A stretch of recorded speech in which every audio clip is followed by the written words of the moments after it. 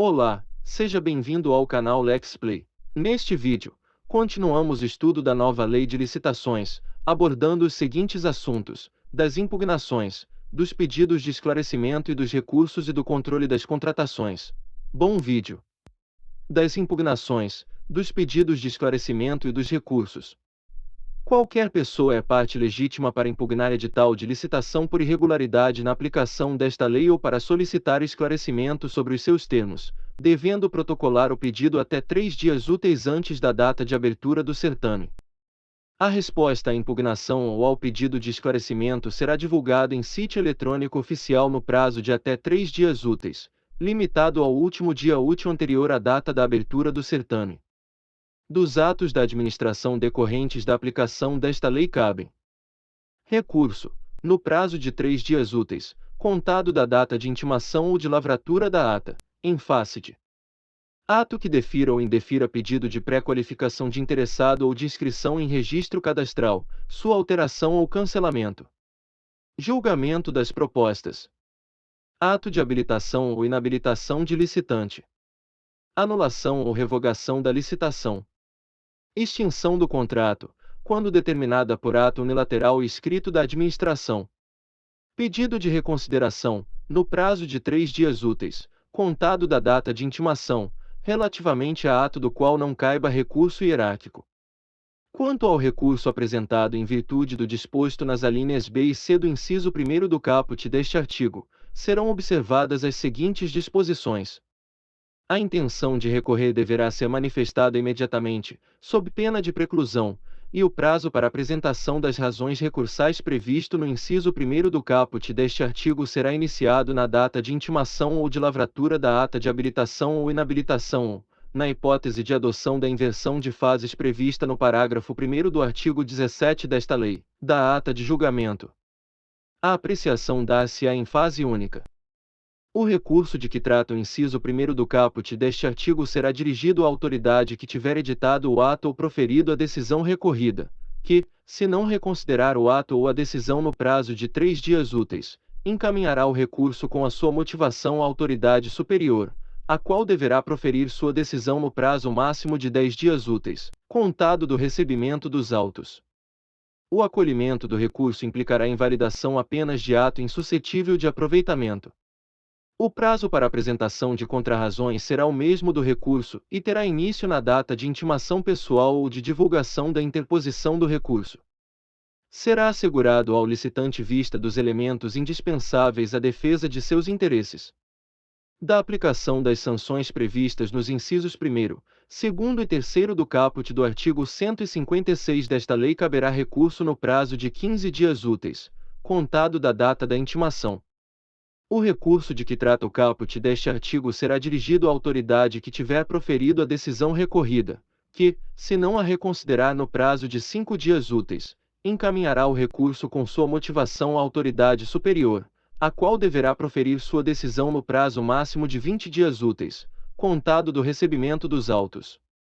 Da aplicação da sanção prevista no inciso 4º do caput do artigo 156 desta lei caberá apenas pedido de reconsideração, que deverá ser apresentado no prazo de 15 dias úteis, contado da data da intimação, e decidido no prazo máximo de 20 dias úteis, contado do seu recebimento. O recurso e o pedido de reconsideração terão efeito suspensivo do ato ou da decisão recorrida até que sobrevenha a decisão final da autoridade competente. Na elaboração de suas decisões, a autoridade competente será auxiliada pelo órgão de assessoramento jurídico, que deverá dirimir dúvidas e subsidiá-la com as informações necessárias. Do controle das contratações.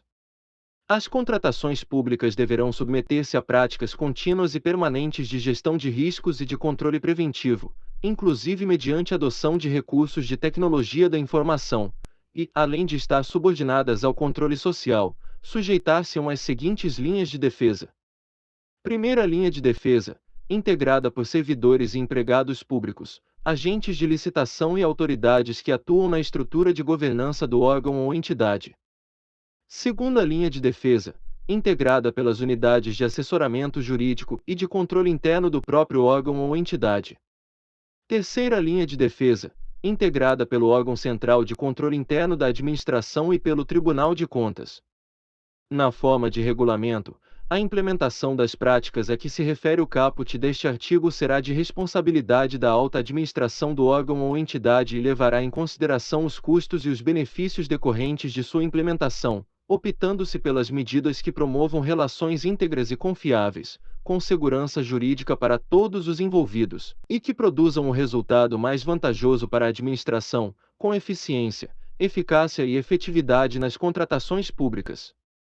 Para a realização de suas atividades, os órgãos de controle deverão ter acesso irrestrito aos documentos e às informações necessárias à realização dos trabalhos, inclusive aos documentos classificados pelo órgão ou entidade nos termos da Lei nº 12.527, de 18 de novembro de 2011, e o órgão de controle com o qual foi compartilhada eventual informação sigilosa tornar-se-á corresponsável pela manutenção do seu sigilo.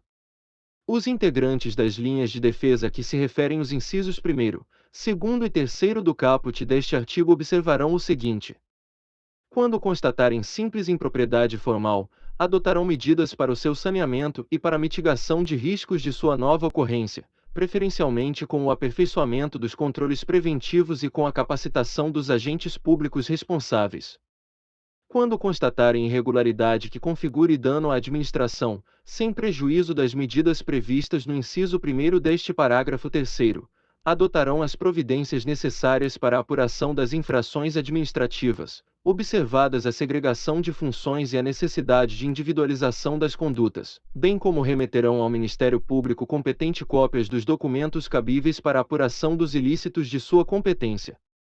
Os órgãos de controle adotarão, na fiscalização dos atos previstos nesta lei, critérios de oportunidade, materialidade, relevância e risco e considerarão as razões apresentadas pelos órgãos e entidades responsáveis e os resultados obtidos com a contratação, observado o disposto no parágrafo 3º do artigo 169 desta lei.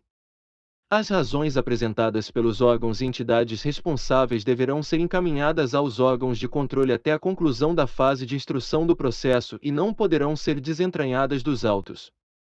A omissão na prestação das informações não impedirá as deliberações dos órgãos de controle nem retardará a aplicação de qualquer de seus prazos de tramitação e de deliberação. Os órgãos de controle desconsiderarão os documentos impertinentes, meramente protelatórios ou de nenhum interesse para o esclarecimento dos fatos. Qualquer licitante, contratado ou pessoa física ou jurídica poderá representar aos órgãos de controle interno ou ao Tribunal de Contas competente contra irregularidades na aplicação desta lei.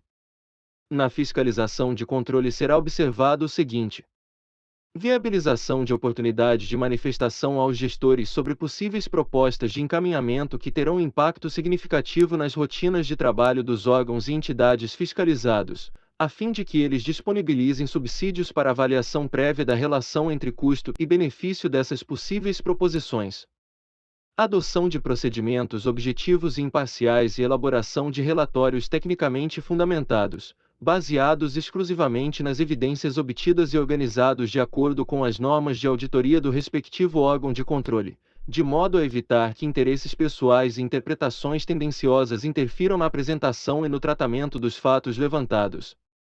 Definição de objetivos, nos regimes de empreitada por preço global, empreitada integral, contratação semi-integrada e contratação integrada, atendidos os requisitos técnicos, legais, orçamentários e financeiros, de acordo com as finalidades da contratação, devendo, ainda, ser perquirida a conformidade do preço global com os parâmetros de mercado para o objeto contratado, considerada inclusive a dimensão geográfica. Ao suspender cautelarmente o processo licitatório, o Tribunal de Contas deverá pronunciar-se definitivamente sobre o mérito da irregularidade que tenha dado causa à suspensão no prazo de 25 dias úteis, contado da data do recebimento das informações a que se refere o parágrafo 2º deste artigo, prorrogável por igual período uma única vez, e definirá objetivamente as causas da ordem de suspensão, o modo como será garantido o atendimento do interesse público obstado pela suspensão da licitação, no caso de objetos essenciais ou de contratação por emergência.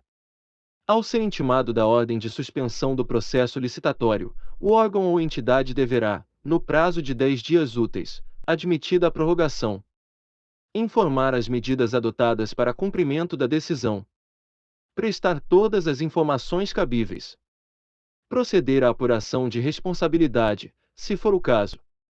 A decisão que examinar o mérito da medida cautelar a que se refere o parágrafo 1º deste artigo deverá definir as medidas necessárias e adequadas, em face das alternativas possíveis, para o saneamento do processo licitatório, ou determinar a sua anulação.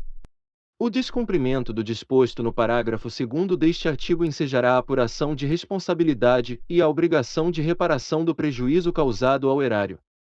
Os tribunais de contas deverão, por meio de suas escolas de contas, promover eventos de capacitação para os servidores efetivos e empregados públicos designados para o desempenho das funções essenciais à execução desta lei, incluídos cursos presenciais e à distância, redes de aprendizagem, seminários e congressos sobre contratações públicas. Parabéns! Você concluiu mais um vídeo. Obrigado e até breve.